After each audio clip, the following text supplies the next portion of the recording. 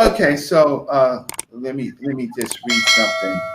Okay, look, I don't want to go back and forth with this, but this is uh this is all interesting to By me. the way, I'm not trying to No, explain. this is no. We having a dialogue in front of people. Terminology of God is simply. I'm a younger person. You, my elder. No, right? we agree. God is a European terminology, which means male deity. That ain't even African. That's not what Professor Ebo is Okay. speaking. He's speaking to us as a people. And because we use that terminology, then he can get his message across when he said God. Because black folks ain't talking about just a male. They ain't talking about a male deity. They are much deeper than that. I mean, our well goes down, Okay. down. Can I continue? You know, we're using some terminology. Can I continue? Go ahead. Continue. Page 14 of the smaller book of Dr. Oyibo. I have both books, but I have a friend of mine who's such a fan of Dr. Oyibo's. I lent him out my big book. I hope I get it back because his books is $800 now on YouTube. I mean on eBay. He says, this is what Dr. Oyibo says.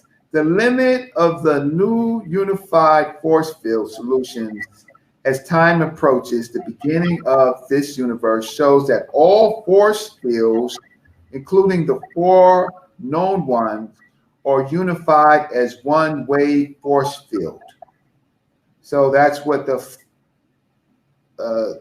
formula that I showed and I talked about earlier, that we're dealing with waves, but he's saying that they can the four known ones are unified as one wave force field. The African posited that there were four waves, Amen, Amenet, Nununet, Keket, Hey, right? And but actually there were 8 because they had male and female properties or matter and antimatter or something. But that's what they posited. None of that. That's just the ideas.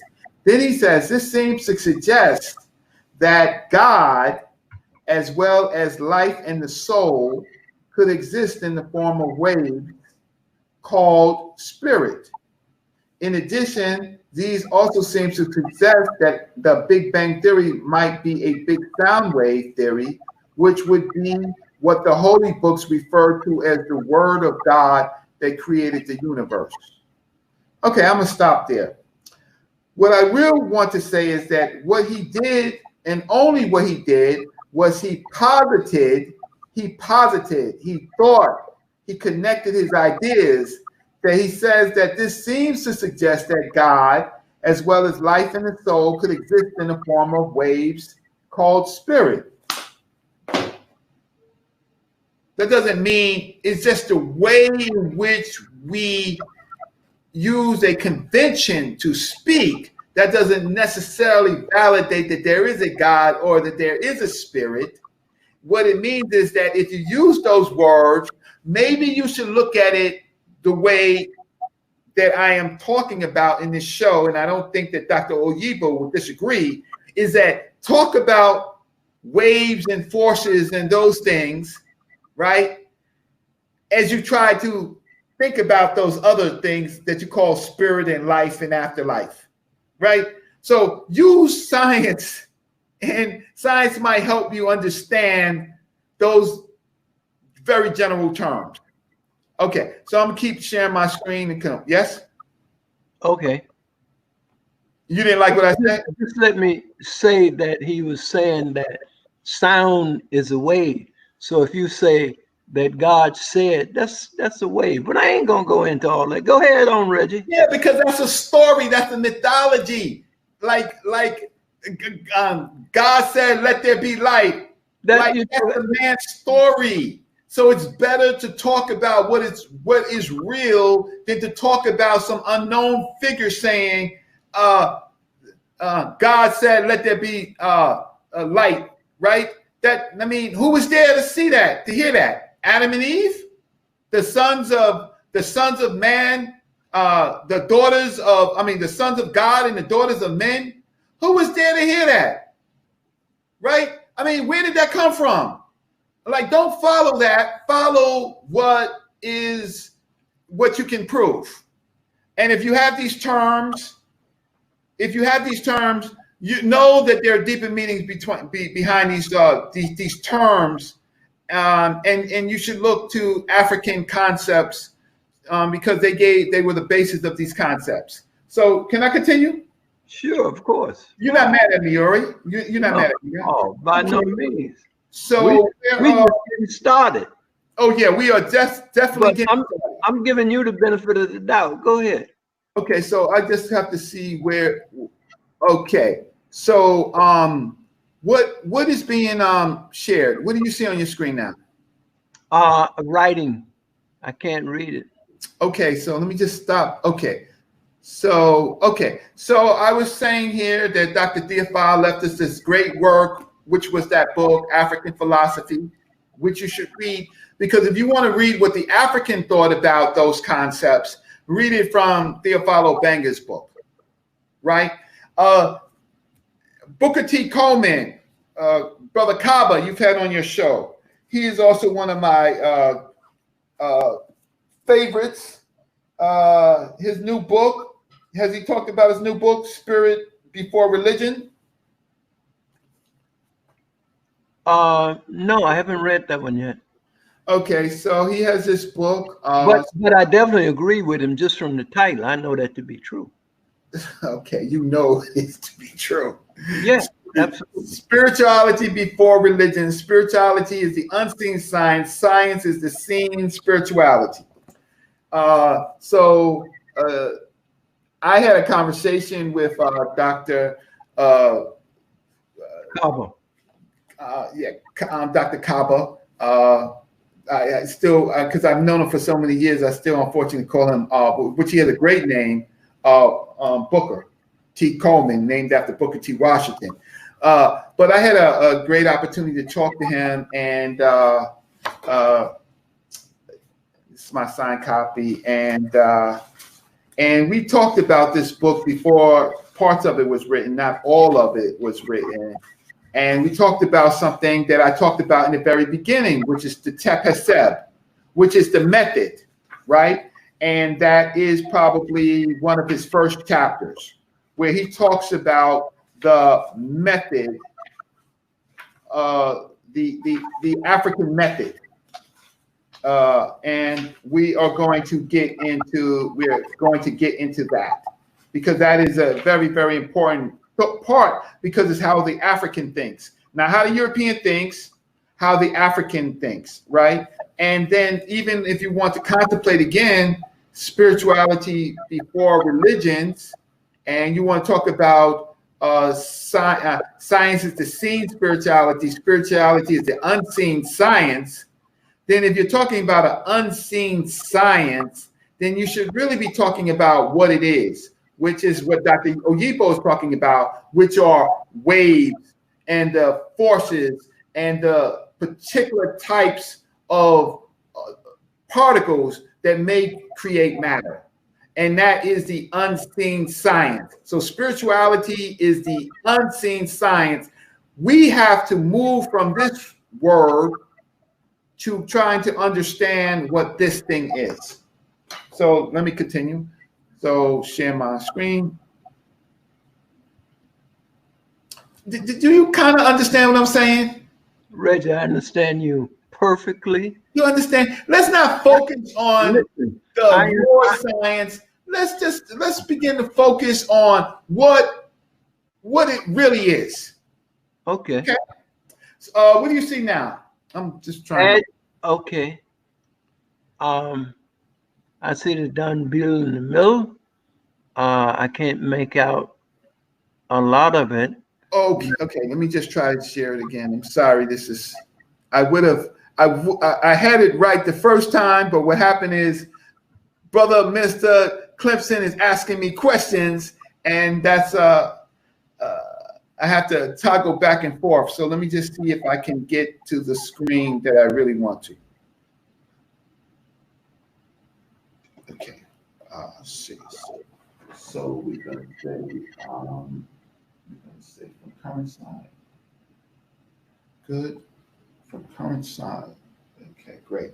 From current side. And then we're going to share the screen. Okay. 1 second. Share the screen.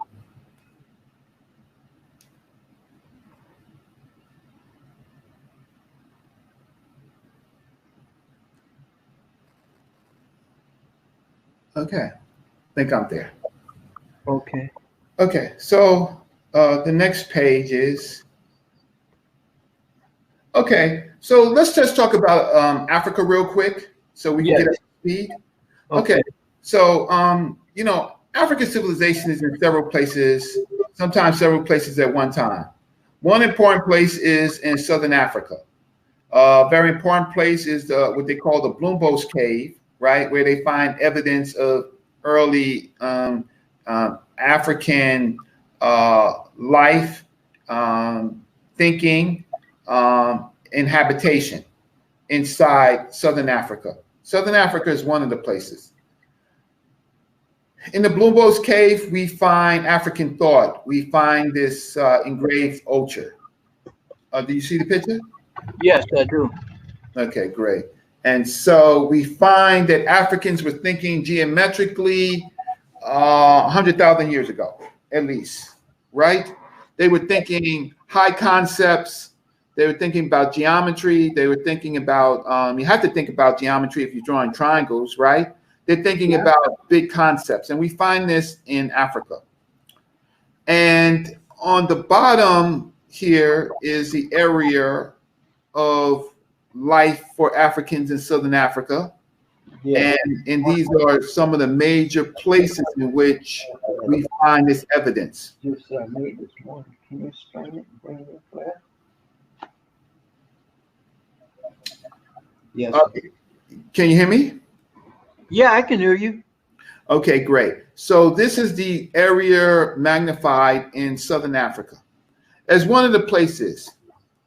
And so, that Southern Africa has a large amount of rock art, paintings, engravings over the areas. And so what I'm going to try to do is I'm just going to try to show you some of this. So here are places and things in Africa where they are thinking of high culture civilization in Africa. So you have a number of symbols dealing with hunting that are male and female, concepts of birth, women. It seems like a woman hunter. And over here you see pictures of men and women that you will find later, and you find what they you find cattle, which is a very important part of it. And this is juxtaposed the great view of where humans were created in Africa. But at the same time, these people were thinking incredible concept thoughts. They had figured out that they could tell time, they could understand seasons, and so they began to actually understand where the sun, if the sun rose at a certain place, what time it would be. So they began to kind of map out and do time mapping. And so in Glencairn of Cape Peninsula, you find enormous amount of rocks that have holes in them that allow these Africans to know exactly what time it is and maybe what season it is. And then in the mountain, where they call the Sundial Mountain, right, in Southern Africa, in these great mountains, you find that they also began to cut holes into places and allow them to understand time and solstices, seasons, right? That Africans would climb this hill that seemingly looks like a pyramid, right, to map out time. So they were thinking these high concepts of whether or not they were thinking in terms of spirituality or any of those words we like to use. They were in fact trying to understand time. Yes. And then we have these other symbols. This, you will say, wow, this is in Egypt. No, this is not in Egypt. This is in Southern Africa, right?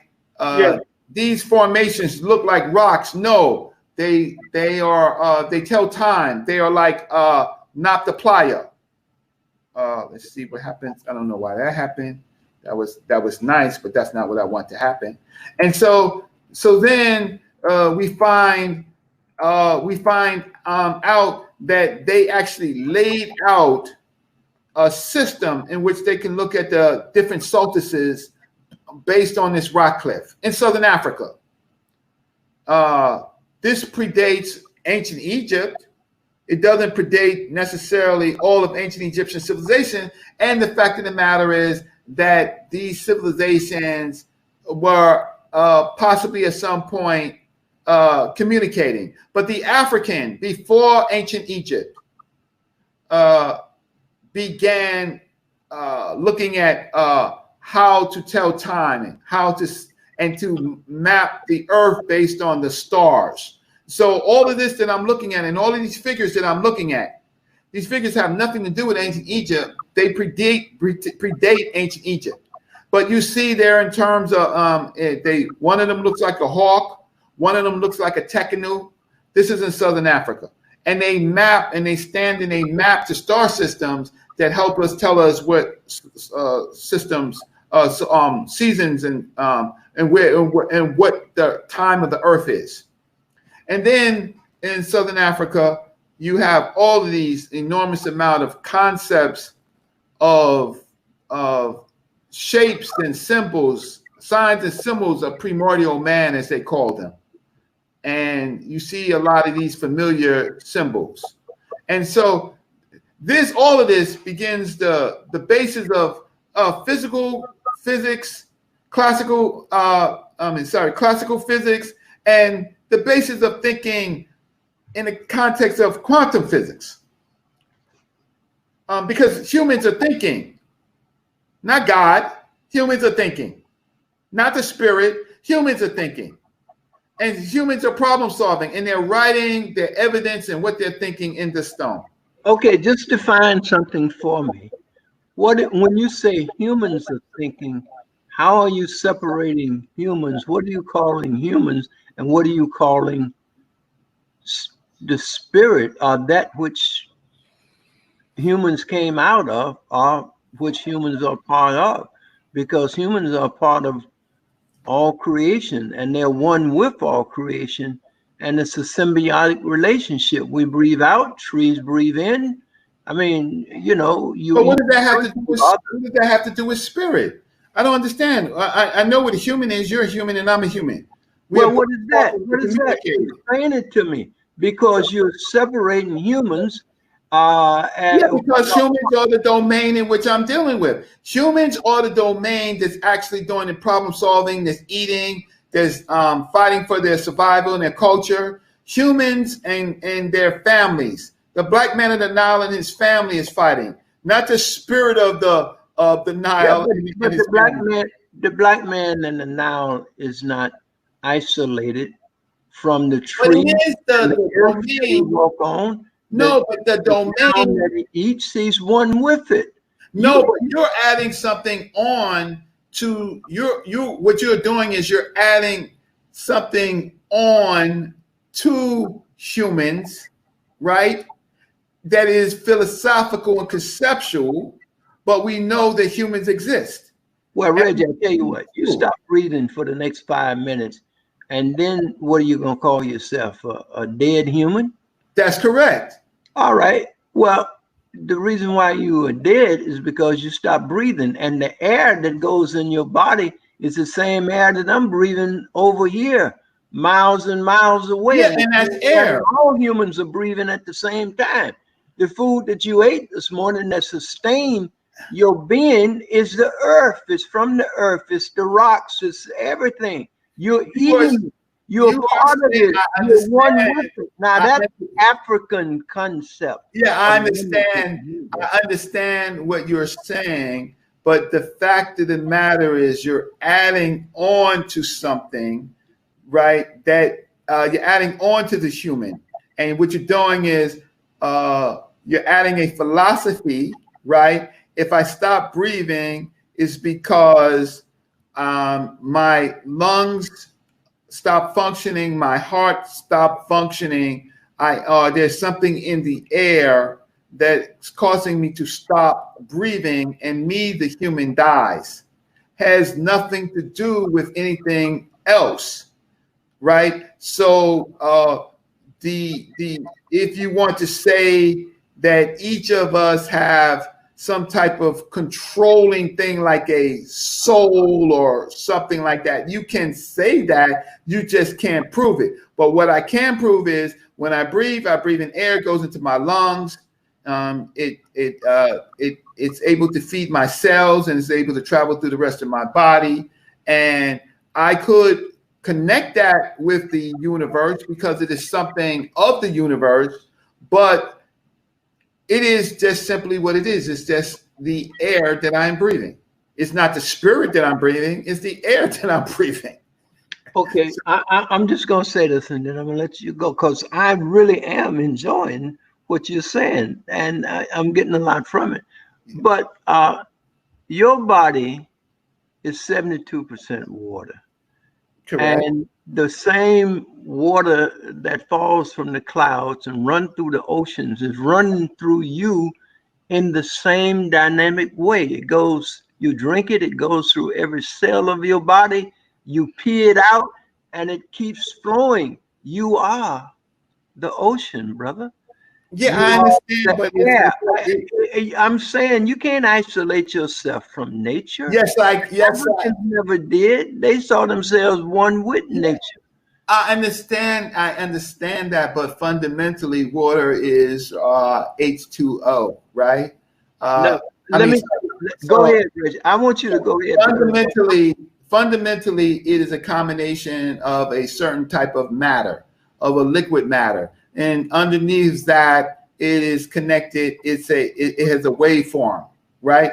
And that our cells in our body, through evolution, has allowed us to take in nutrients and water, and through at least 2 million years of human evolution, has allowed us to properly use that. So this is happening in our physical human world. Water is no more intelligent. Water is not intelligent. Water is not thinking. Air is not intelligent. Air is not thinking. But it has a waveform, but it is not necessarily thinking. So let me just continue, if I can. No, I'm gonna let you go. I'm getting a lot out of what you're saying. So these artifacts that humans made, as they contemplated the universe, thought about the universe, they mapped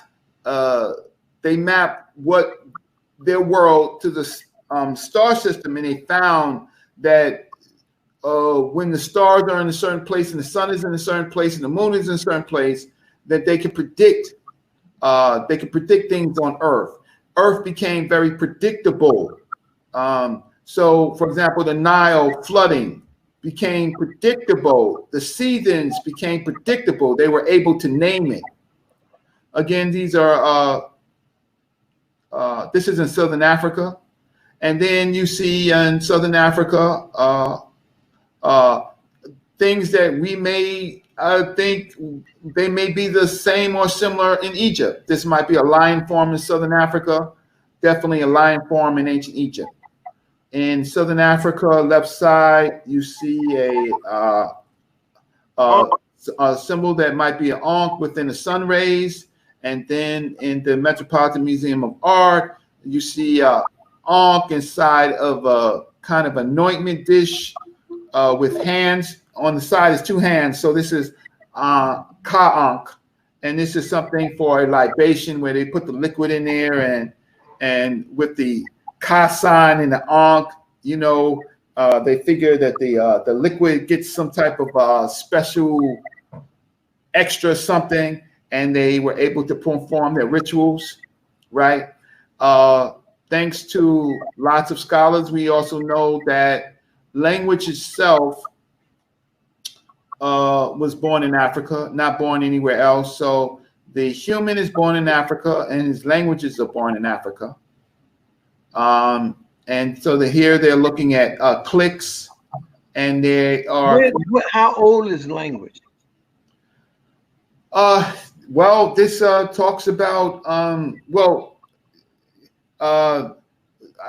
I don't know if we could put actually a date on language, or we can date it with the intelligence of the, how can I say, the human and its progenitors. So what they call as modern languages is a little bit different than languages.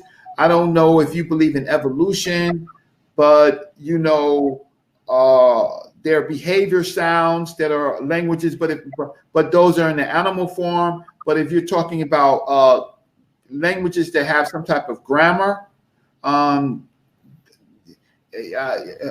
don't know. I would have to give you exact date. I don't. I'm in these writings tell you what the exact date is, but it probably goes to about 100,000 years ago, when we are anatomically human beings, right? And that's really when they want to start talking about us as being Homo sapien. Homo sapien, sapien. So we could say in 150,000 years ago. When exactly? I can't. I could probably find out from these. No, it's okay. Go ahead, because you know, here they're looking at things like clicks to decide if clicks are languages in the proto world, right? Yes. So speech and clicks and other type of sounds are actual languages. So they're different type of domains. So here we have Theophilo Bengas. We have a number of people thinking and talking about languages, right? And particularly in this case, the ancient Egyptian language and where it may derive from and where it may come from.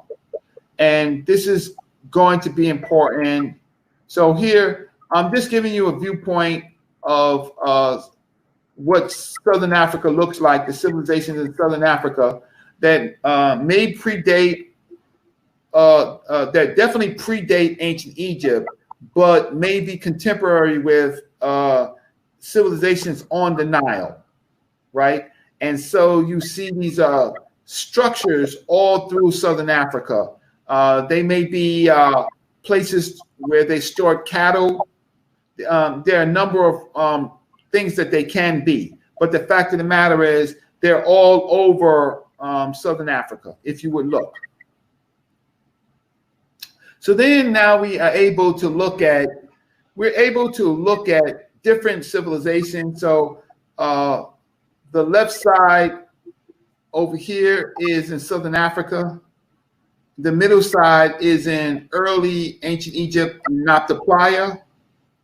We're able to look at ancient Egypt with the pyramids, and we're able to look at the Dogon civilization and other civilizations. And so we see African people are thinking deeply, conceptually, orderly, and regular to come up with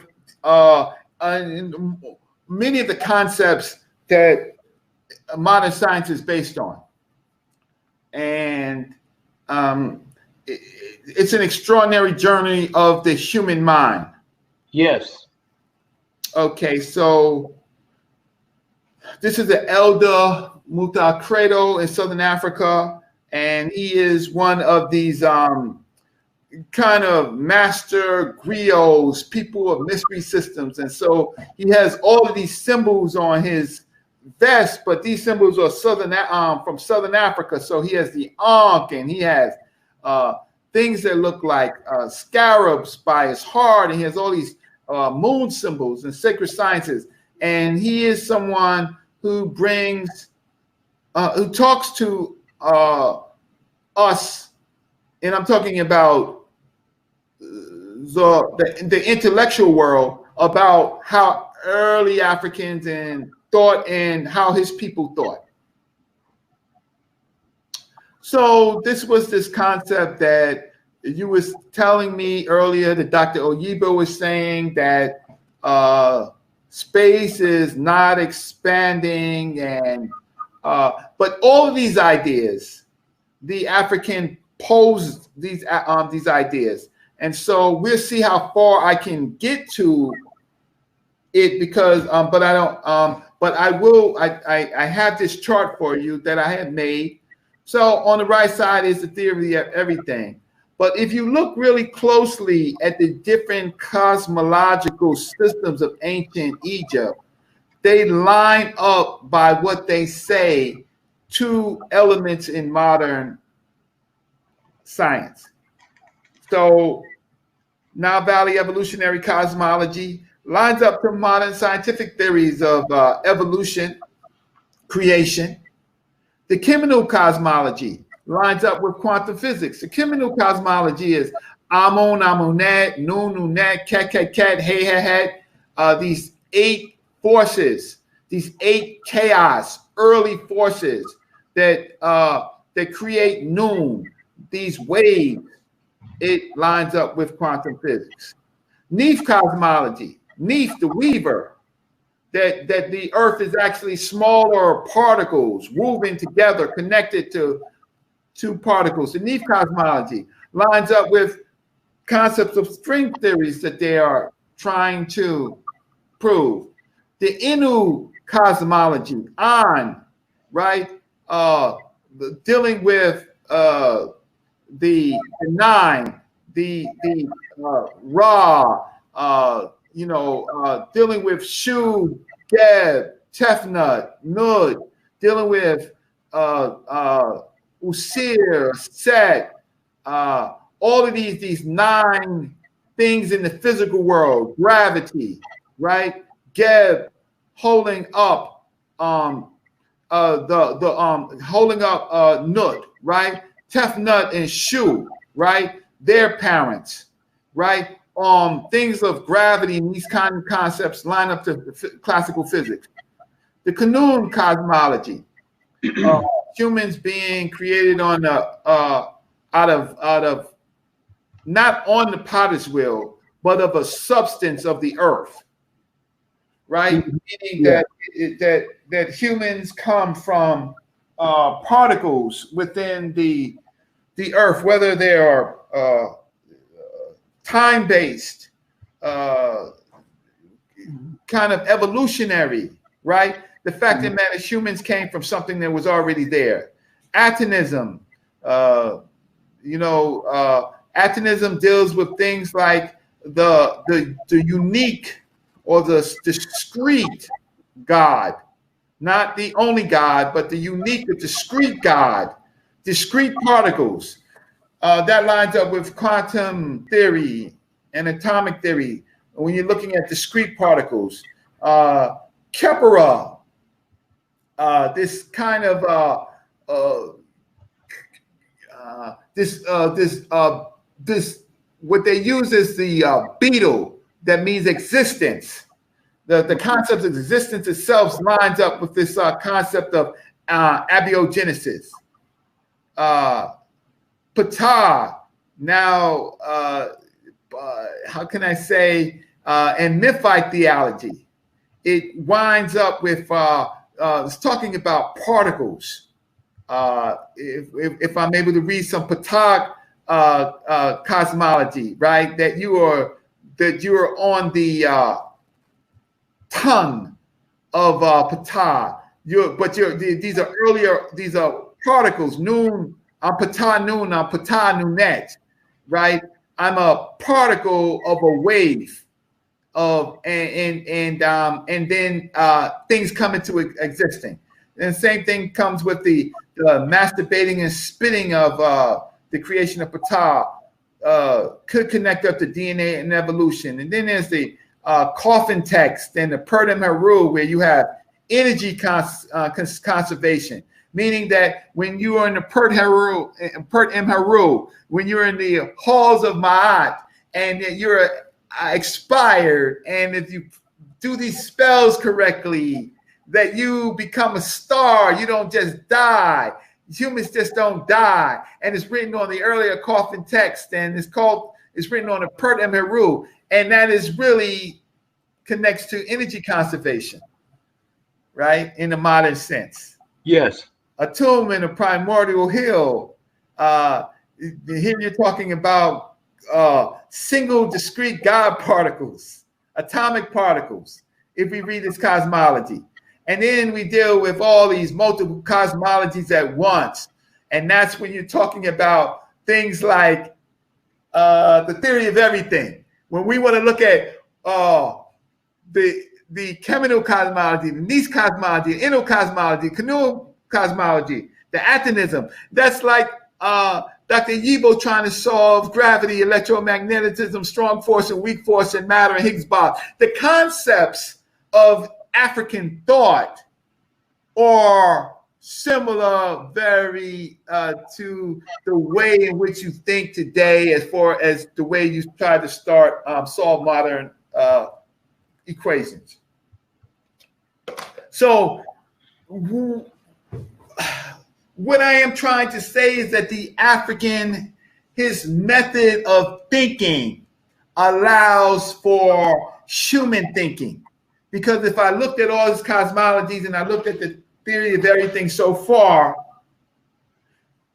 I could not necessarily make a direct one-to-one, but I could see earlier concepts that existed in Africa and in nowhere else, not in Sumerian cosmology, not in any other cosmology that is so discrete,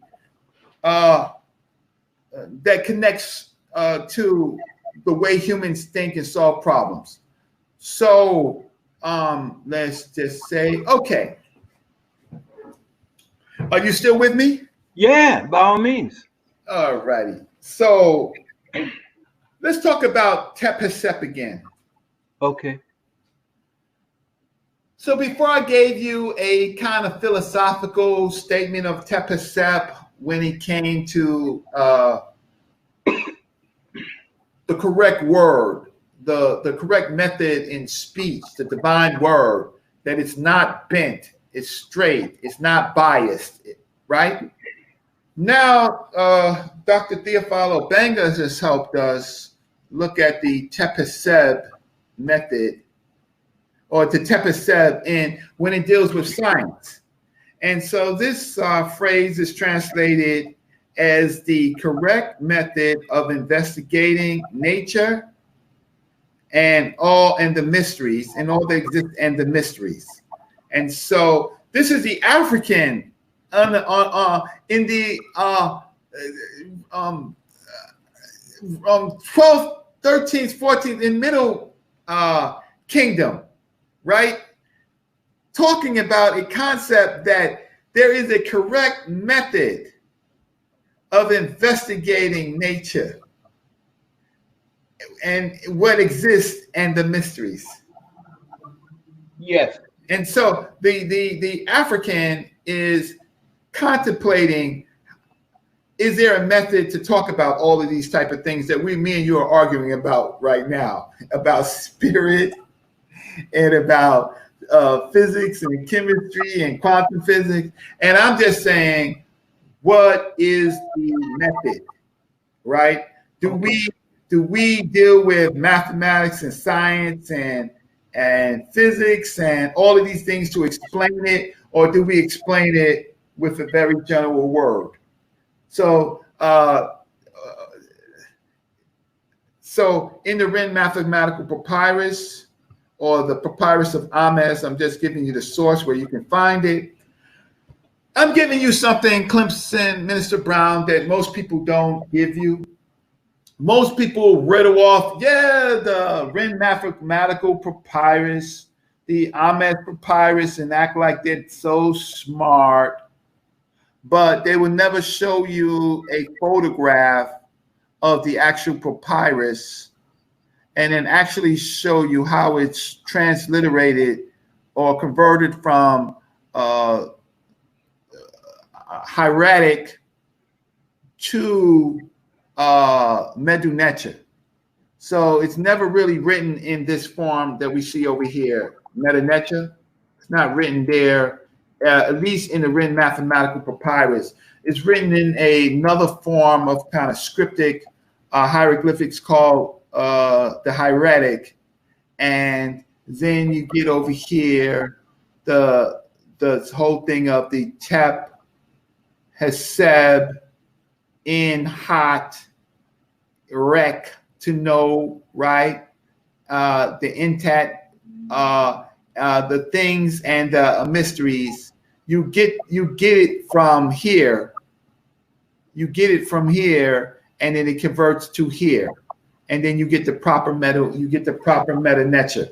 So most people, even in Theophilo Benger's book, he only gives you the translated metanetia. He doesn't. This is actually a picture of the Wren mathematical papyrus that I had to go to one of our research museums to get. And so I thought that you would be happy to actually, and there be members in your audience that would be happy to have this, because they don't have to go to the research library and to pull up the Wren the papyrus of Amos. They could see the Tepesep right here. Thank you, Reggie. I really appreciate you doing that. Yeah. So there's a lot of scholars who certainly their library may not have it. You have to go to a research library to be able, and there are only certain university research libraries that have it, the ones that deal with Egyptology, and then there are certain museum libraries that is very difficult to get to. So your viewers would be happy to have this. I get a lot of trouble with trying to validate. African people are funny. Dr. Joseph Ben Jochanan says, "We come from the foothills and the mountains of the moon where the God happy dwelt." And he said that it was in the papyrus of Hunefer.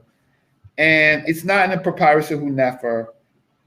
But does that validate what Dr. Joseph Ben Jochanan says? Some of it, yes, he gave a wrong source as to where it was. And yes, it questions if he ever read the papyrus of Hunefer, right? Because it's certainly nowhere in the papyrus of Hunefer. But is the statement profound, and or is the statement found somewhere else? So I'm currently intellectually arguing with, I'm not really arguing, right, with these people, because they don't really have sources. They don't have library cards. Many of the people I end up arguing with are people, Brother Clemson, who never went to college, not connected to any research institution, don't have any materials, Google everything. But what I want to show you is a text that I found, and I gave it to Infidisi Jehudimas, and he has translated it, and it validates what Dr. Joseph Ben says. And it's an incredible story. It was written in this form during the time of the Ptolemies, but it was written with data that could have only been gotten from the annals. So it seemed to have been a piece that was so profound that was recopied for the Ptolemies. The Ptolemies without the P, the Ptolemies were copying everything and trying to learn ancient Egyptian. So this is a conversation. This is a very intimate conversation between Imhotep and his king, Zoser or Neterket. Do you want to hear it? Yes, by all means. By all means. Okay. So this king is facing a famine. The Nile is not flooding scientifically. It's not reaching the it's not reaching his kingdom, and the cattle are dying and the people are in distress, and he knows that if he doesn't solve it, he is going to be killed. Right? They kill kings in Egypt. I hate to tell you this, but if the king doesn't do his job, they don't feel he's the right king, they look for somebody else to solve the problem, and that bothers that bothers a lot of people.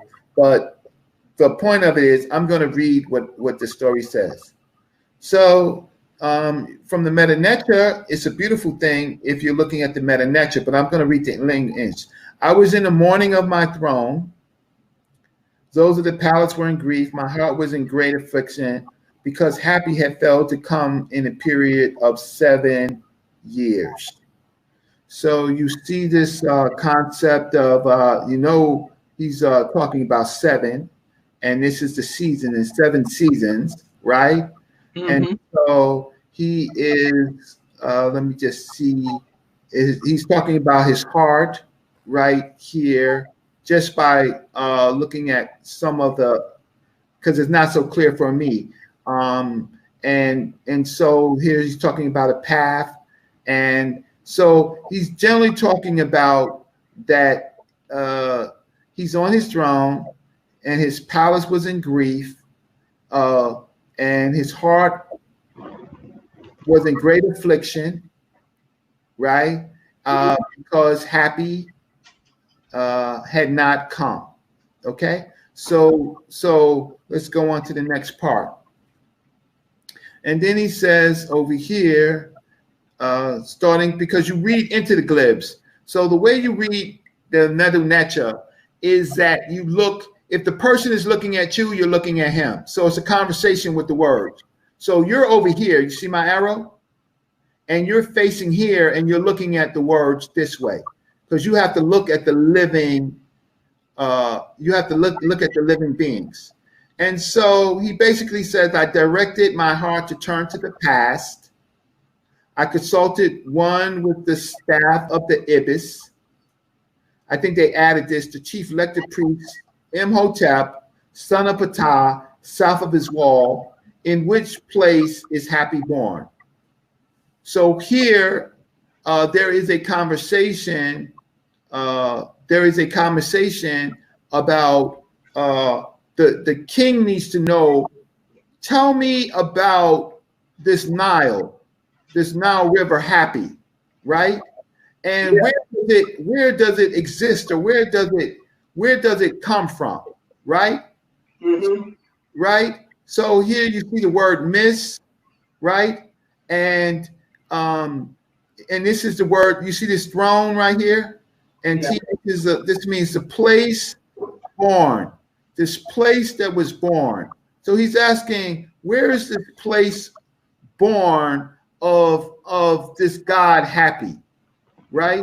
Where is it, right?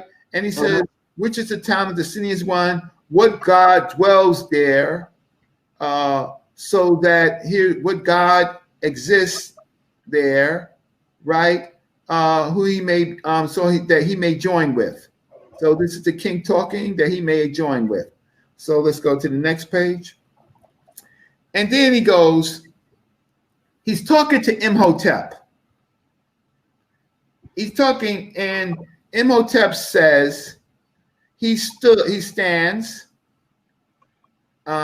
he will go to the mansion of the net, and this is the mansion of the net. This is a shrine, and it's designed to support a man. So here's his heart, and it's a man, and his deeds, right? Yes. And then he says this incredible thing. You see the feet walking? So yeah, you know what this means, right? He's going to enter the house of life, the per Ankh. You can read this, the Perit Ankh. He's gonna go into the house of life, right? Mm-hmm. And he is going to read the souls of, here's the soul, the word for souls, right? He's going to read the souls array, and he is going to be guided by them. So you can almost read the Meta Neter. It is so beautiful, right? Mm-hmm. He stood. This is him. He stands. This verb. He goes into the mansion of the net where his heart. It's designed to support him. His heart, right? And Yes. that he will enter the house of life and be guided by them. So this Imhotep is going into the mystery system to get information, Yes. right? He's getting information in the house of life, right? He's going to unroll the souls of Ray, meaning he's going to read some damn books. It may be spooky to some people, but actually what it's saying is that he is going to read, right, the souls of Ray right here. And he's going to be guided by them. And he's going to come back with an answer from the books. He ain't saying, yeah, he's going into the temple where the books are. The temple, but they're going to be some books. And that gives you an idea of the thinking of the African. And here's the Tapvideo so that you can read it. So here's the Tapvideo, and it means reckoning or calculating. And this is from a Viger's dictionary. And I'm just giving you some correlating words of Tapvideo. It could be a festival. It could be the correct method. So these are some other words that are this tap right here with this, the way it is original state, meaning what a discrete particle, what it is. And then let me just see. There was a part that and so then I wanted to talk about other places where Tapvideo, where the word Tapvideo is, and so to let people know that the how can I say that they were interested in right words and right thinking. So Hat M Tas Su. I'm not going to pronounce the Metanetra. We use the Metanetra only to understand what it is. So Meted is fine. Meted is words, and Neferet is fine. So this was the foremost, and this works out to be the collection of words, fine words.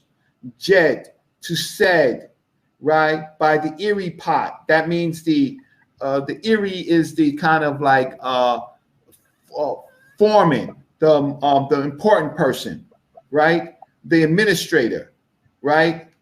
So, and then the whole point of it is over here is that you're going to see the Tapvideo right here, right? And, Yeah. and over here says basically they are looking for the correct words. So if we read into the text over here, I see to speak the Tapvideo in words, in fine words. And so if I go down over here, I would say, but Tahotep in teaching the ignorant to be wise according to the rules of fine words.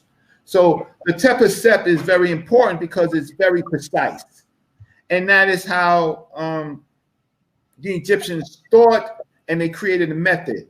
Dr. Mario Beatty looks at this maxim, and he attributes it to that the correct method is also applied to your household in how you dealing with your wife. So over here, you see this over here, meaning you love your wife, but not only do you love your wife, right? There's a method to it. There's a method to loving your wife. Mm-hmm. Yes. Itchison is another phrase that's not so clear, so I'm not okay. So I will say, here's the concept of how the Egyptians thought. I indeed am an artist, wise in his art, manning standing above all men by his learning. I know what is in the deep rivers, the weighing done for the reckoning of the accounts, how to produce the correct method, the form of issuing forth and coming in so that the member may go to its place.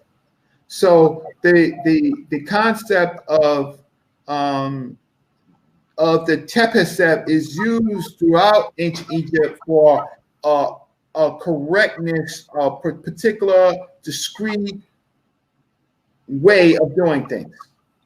Reggie, since you brought up that there was information on there, how a brother how a brother should love his wife, what does it say in terms of how a brother should love his wife?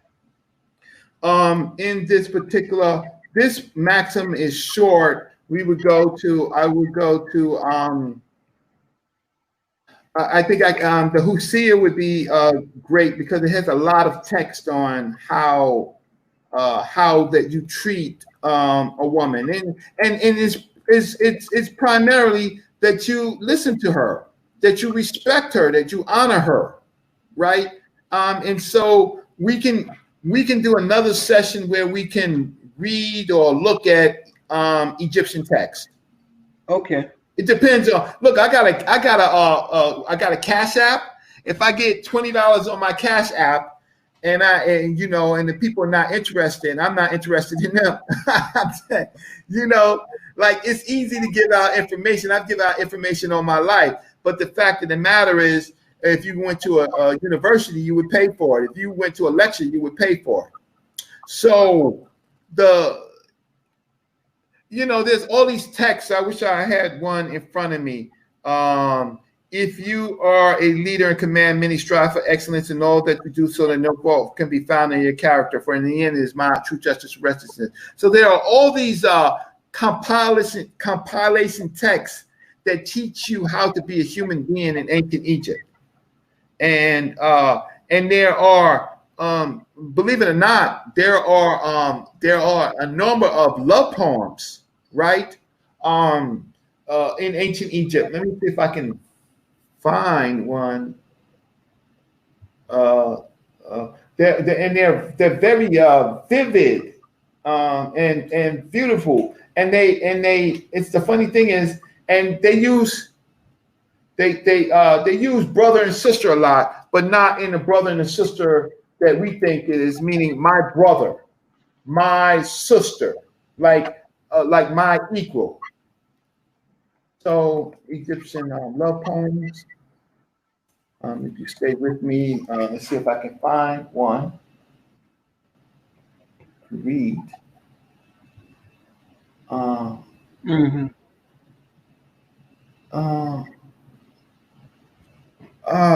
Okay. I wish I just read it. The girl speaks. My God, my lotus, the north wind. Pleasant it is to go to flower. My heart desires to go down, to bathe myself before you, that I must show you my beauty in a tunic of the finest royal linen, that is drenched in tepes oil, my hair plaited in reeds. I will go down to the water with you and come out to you carrying a red fish, which is nice in my fingers. I will set it before you while beholding your beauty. Oh, my hero, my brother, come and see me. So there are enormous there. If people want to look for Egyptian love poems, you can look between. You can look at the text and see the translations and sometimes the transliterations of the expression. Okay, for example, this one, Psalm 2. I don't have the source. The boy speaks. If only I were her Nubian maid, who attends upon her privately. She brings mint fruit. It is in her hand while she gives pleasures. In other words, she would offer me the hue of all her body. The boy speaks. If only I were the one who washes my sister's linen garments for 1 month, I would be strengthened by taking the clothes which touch her body, for I would be the one who would wash out the oils that are in her kerchief, that I might wipe my body with her garments and cast off, and she would not notice it. Then I would be in joy and delight, and my body would become young. So these Africans, they love deeply, and they had a method to it. And they were able to write it down, and they were able to teach each other these concepts. So what I didn't say is that these Africans of the Nile, when I showed you that earlier chart of all of their generations, remember that? Do you remember that? Yes. Long ago in this lecture, and I showed you the Bedarians, I showed you all of those different types of groups. Remember that? Yes. These are African tribes. The ancient Egyptians are full of African tribes. They live in their nomes, in their sabats. They are African tribes, and so they're nothing but African. Right. They're nothing but African. So let's see if I can go on. So you had me break, forgetting about science and all this other stuff to talk about to talk about how they expressed. But because they were able to write, Minister Brown, the African. Do you understand that the writing was more important than the pyramids? Could you contemplate that? Yeah, I can, of course. Because if it was not for the writing, there would be no temples and pyramids. Yeah. The writings is the most important. The grammatical writing of the ancient people of the Nile is its most important invention. Correct. Yeah. And it outshines the Sumerian, which came later in the context of African civilization. So when I go back and I show that timeline of 100,000 years of different African civilizations leading up to ancient Egypt, ancient Egypt is in 31 BC. But I began this journey. I guess I got to go back because I began this journey with 100,000 years. Let's just do this again so that people can understand this journey of African people. Let's see, where did I walked up to, let's see, I walked through the cosmology. Okay, so I skipped over it. I didn't do it. I skipped over it. So that's why. So let me do it now. Please, by all means. Ancient Nile Valley civilization is one of the oldest continuous civilizations on the planet. 145,000 years ago, there's a civilization called the Assyrian, and that is in Morocco. Just keep that in mind. This is just one of the earliest human finds in Morocco.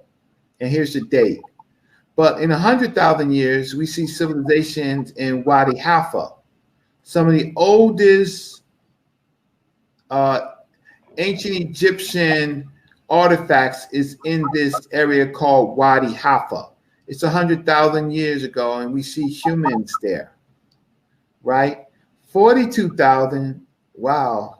42,000 years ago and to 32,000, we have a culture called the Kormusan culture in Wadi Halfa. So we can see that the culture changed from one group, but at 42,000 years ago, we have a culture called the Kormusan culture. And then we have from 40,000 years, we have the tool making from Morocco arriving in Egypt, 40,000 BC. So we see what was going on 145,000 years in Morocco. We finally find that they are talking from Morocco to Egypt. They're crossing the Green Sahara. And we find that the tool making now appears in Egypt from Morocco. Then we have this period over here. We have these other periods. We have Sabellian culture from 13,000 to 9,000 BC. We have Sabellian culture in Esna. We also have contemporaneously with that, we have the Akkadian culture in southern Egypt. And then 9,000 to 6,000, we have the Fayan culture, right? Oh, before that, where it was the Akkadian, and then it was the Haraphan culture.